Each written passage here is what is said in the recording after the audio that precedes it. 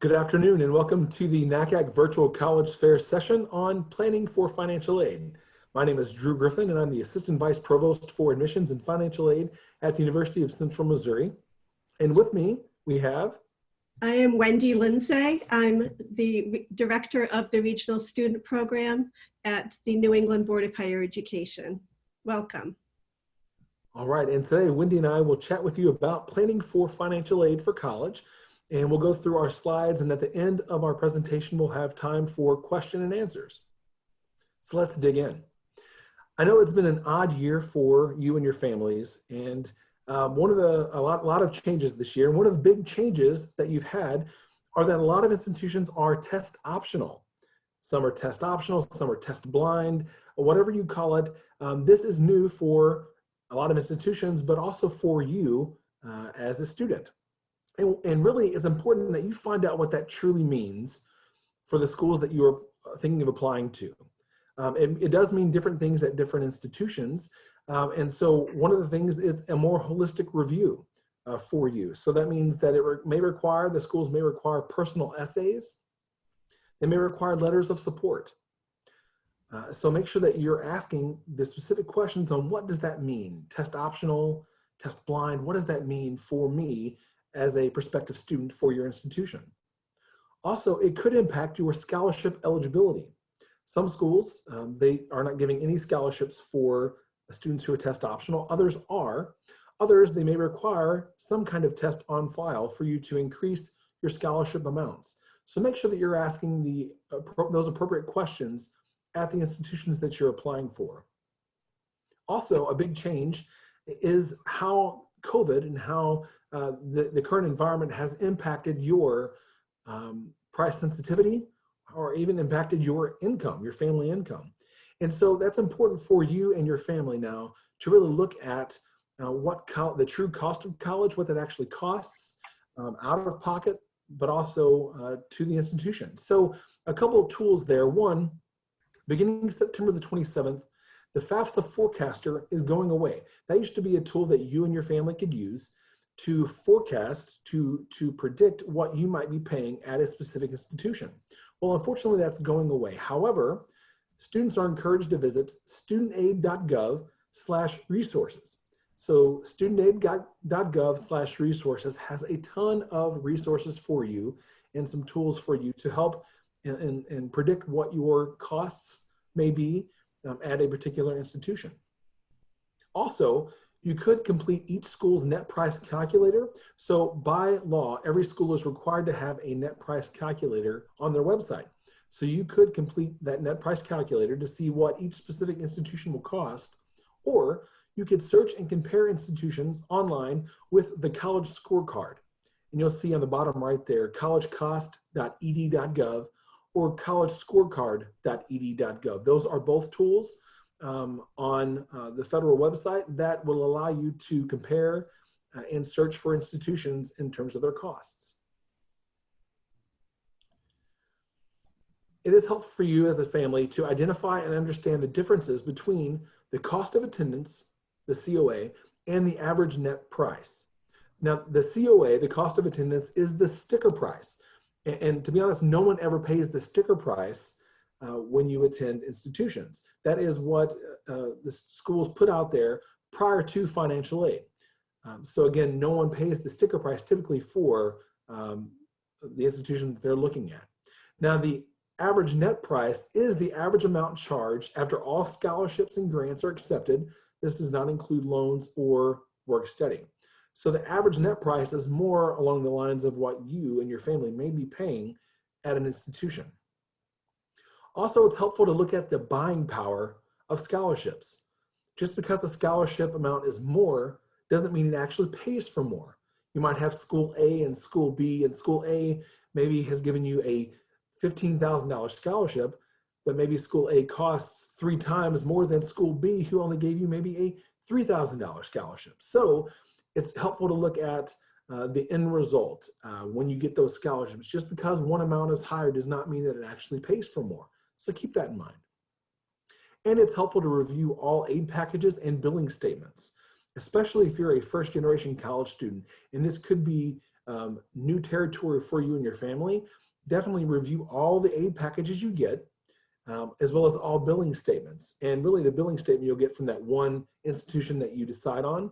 But it's helpful to sit down and review all of those aid packages to make sure that you understand everything correctly. And when in doubt, definitely contact the school's financial aid offices. They're happy to assist you with any and all questions that you have.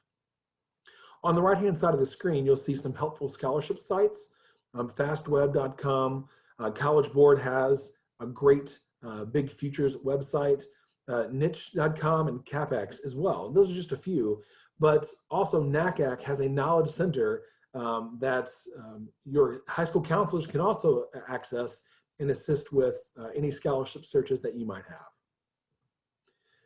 The last slide I'll talk about, it really is, and this is important for you, especially if your family has been impacted negatively by COVID, is special circumstances.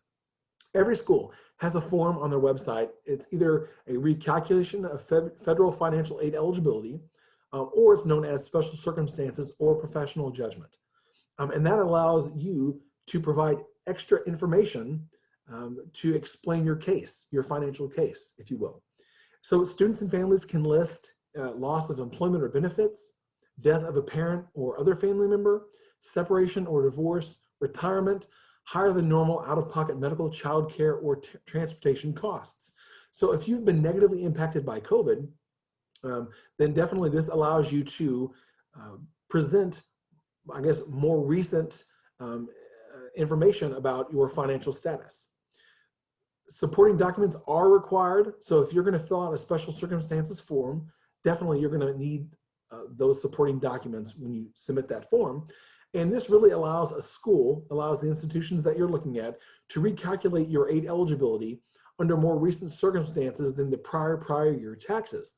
So if you're thinking about it, and we'll explain this more at the end, is that for the 21-22 academic year, the one that you're coming up, that you're actually applying for now, when you fill out the FAFSA, you're going to be using your prior year taxes, so 2019 income tax information.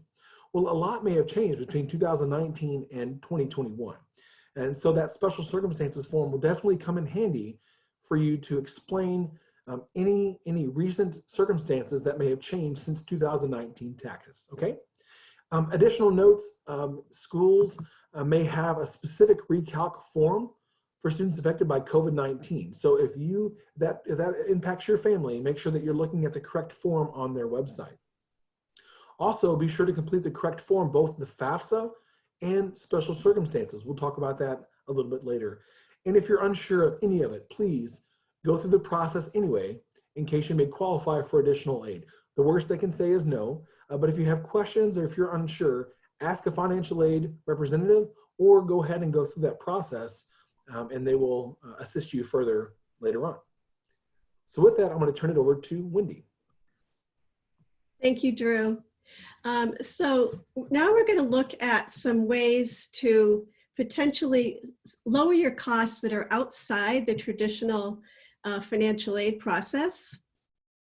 And in terms of public colleges, for example, obviously if you're going to a state college in your home state, you're going to be charged in-state tuition.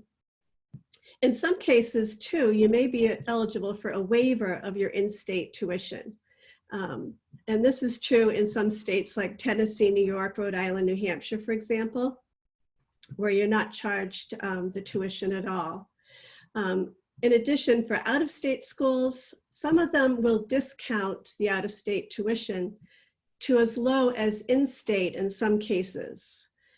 So that's something to keep an eye on if you're looking at out-of-state public colleges, that you might be eligible up front for a lower tuition rate.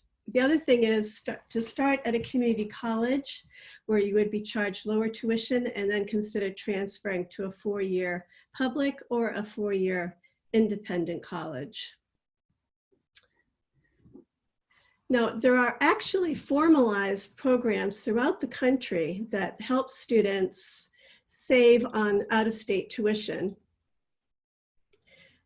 And they're called compact programs. So if you live out in the West, you would want to take a look at WICHE's programs, the Western Interstate Commission for Higher Education. they have several programs that lower tuition for students going out of state within that region. And then going east, there are programs in the south for Southern Regional Education Board. A little bit further north, there's the Midwestern Higher Education Compact.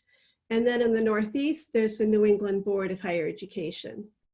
So all of these programs are similar in as much as they're not traditional scholarships. They provide an upfront tuition discount for students going out of state.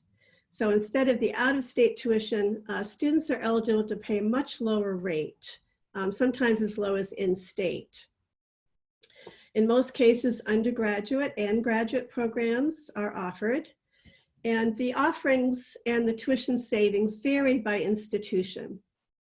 So for most of the country, residents are eligible for these programs. There are just 6 states where the programs do not operate. And those are New York, New Jersey, Pennsylvania, North Carolina, Iowa, and South Dakota.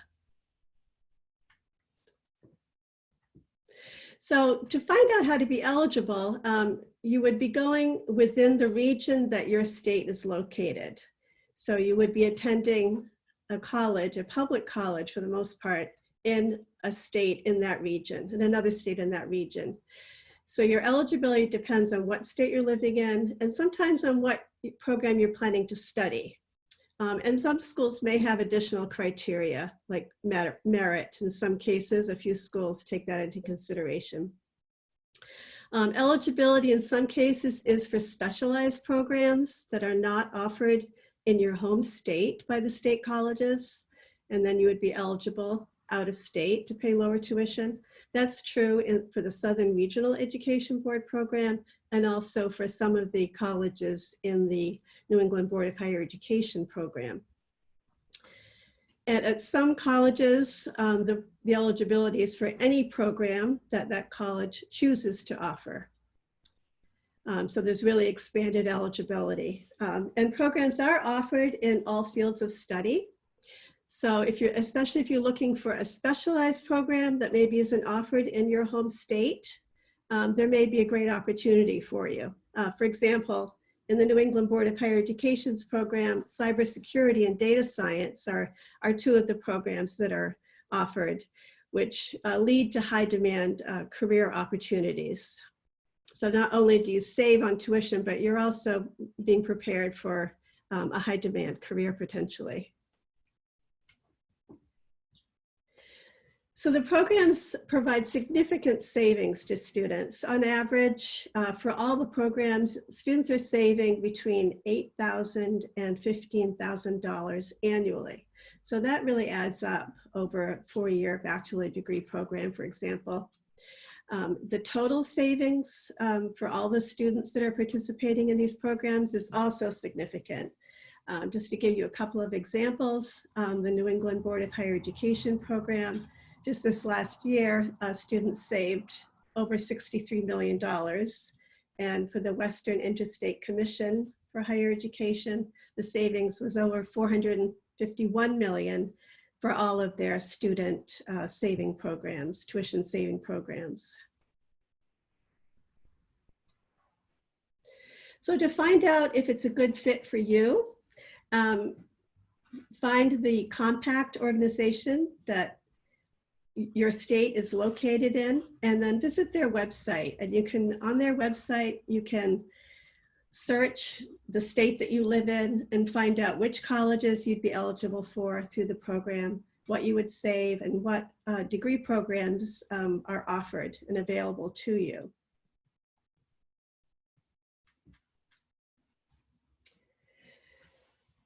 So in terms of general financial aid resources, Drew touched on a few of the scholarship search sites, like CapEx and NICHE, Big Future.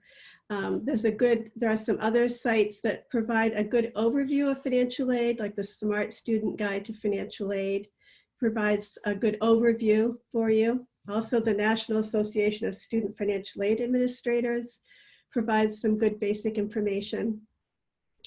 We talked a little bit earlier about net price calculators, where you can figure out what you're actually going to pay at an individual institution. And then in terms of the actual financial aid application, Drew has mentioned about the FAFSA, which is the federal application. There's also the College Board profile application, which is used by some colleges, primarily independent or private colleges. So when you're looking at the colleges that you want to apply to for admission, you want to check to see what applications they require as they're thinking about what aid they're going to offer you.